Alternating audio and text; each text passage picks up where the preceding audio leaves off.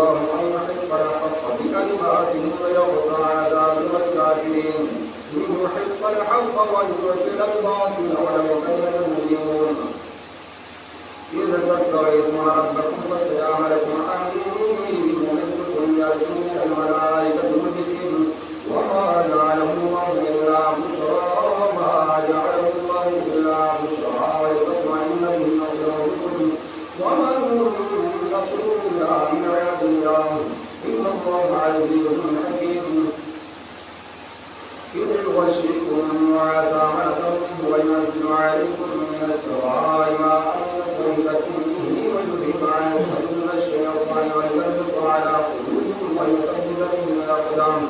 إذ يوحي ربك إلى الملائكة أني معكم فثبتوا الذين آمنوا سألقي في قلوب الذين كفروا وفضلوا فوق الأعناق واضربوهم كل بنان ذلك بأنهم شاقوا الله ورسوله ومن يشاقق الله ورسوله فإن الله شديد العقاب ذلكم فذوقوه وأن للكافرين عذاب النار يا أيها الذين آمنوا إذا لقيتم الذين كفروا زحفا فلا تولوهم الأدبار ومن يولهم يومئذ دونه إلا متحرفا لقتال أو متحيزا إلى فئة فقد باء بغضب من الله ومأواه جهنم وبئس المصير فلم تقتلوهم ولكن الله قتلهم وما رميت إذ رميت ولكن الله رمى بلاء حسنا إن الله سميع عليم ذلكم وأن الله مهلك للكافرين إن تستفتحوا فقد جاءكم الفتح وإن تمتعوا فهو خير لكم وإن تعودوا نعوذ ولم تغن عنكم شيئا شيئا ولو كثرت وأن الله مع المؤمنين يا أيها الذين آمنوا أطيعوا الله ورسوله ولا تولوا عنه وأنتم تسمعون ولا تكونوا كالذين قالوا سمعنا وهم لا يسمعون إن شر الدواب عند الله الصم الذين لا يعقلون ولو علم الله فيهم خيرا لأسمعهم لتولوا وهم معرضون ولو أسمعهم لتولوا وهم معرضون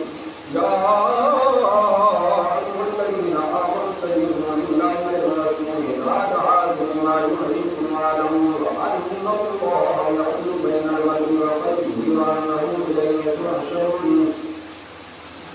واتقوا فتنة لا تصيبن الذين ظلموا منكم خاصة واعلموا أن الله شديد العقاب واذكروا إذا أنتم قليل صدعتم في الأرض تخافون أن يتخطفكم الناس فآواكم وأيدكم بنصره ورزقكم من الطيبات لعلكم تشكرون يا أيها الذين آمنوا لا تخونوا الله والرسول وتخونوا أماناتكم وأنتم تعلمون واعلموا أنما أموالكم وأولادكم فتنة وأن الله عند وجه عظيم يا أيها الذين آمنوا لا تتقوا الله ويجعل لكم سلطانا ويكفر عنكم سيئاتكم ويغفر لكم والله ذو الفضل العظيم وإذ يمكر بك الذين كفروا يثبتون الله ويقتلون ويقتلون ويمكرون ويمكر الله والله خير الماكرين وإذا تتلى عليهم آياتنا قالوا قد سمعنا لو نشاء لقلنا مثل هذا إن هذا إلا أساطير الأولين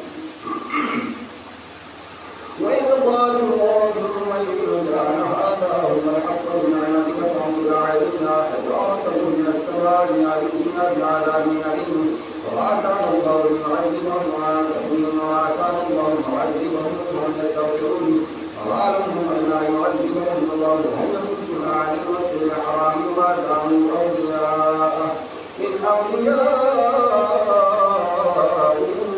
إلا المتقون ولكن أكثرهم لا يعلمون وما كان صلاتهم عند البيت إلا مكاء وتصديا فذوقوا العذاب بما كنتم تكفرون إن الذين كفروا ينفقون أموالهم ليصدوا عن سبيل الله فسينفقونها ثم تكون عليهم حسرة